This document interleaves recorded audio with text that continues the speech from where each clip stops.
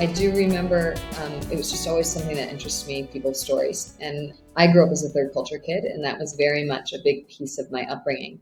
And so it was interesting to have you question me about what's my backstory, because I hadn't really woven it into the third culture kid piece of it, or the expat piece. But I do think as an expat, we're always inclined to want to know the stories of the people around us, of the country around us, of what our surroundings are.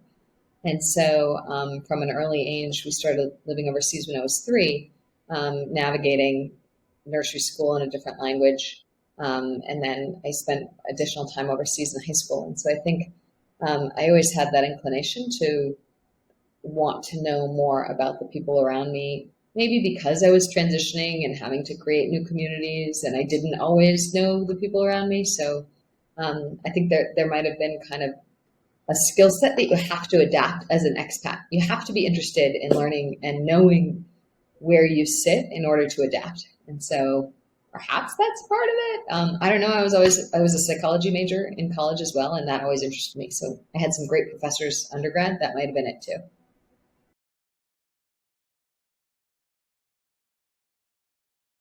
Well, you can get a master's in social work, and there's many different tracks for it.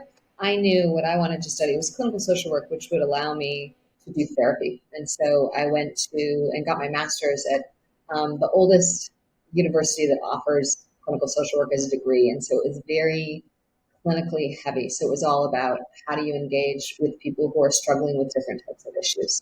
And I always knew that's what I wanted to do. Other social work tracks can include kind of an organizational and an advocacy, kind of public policy track.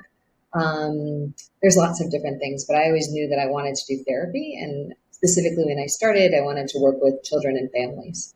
And then I broadened my perspective from there over the years.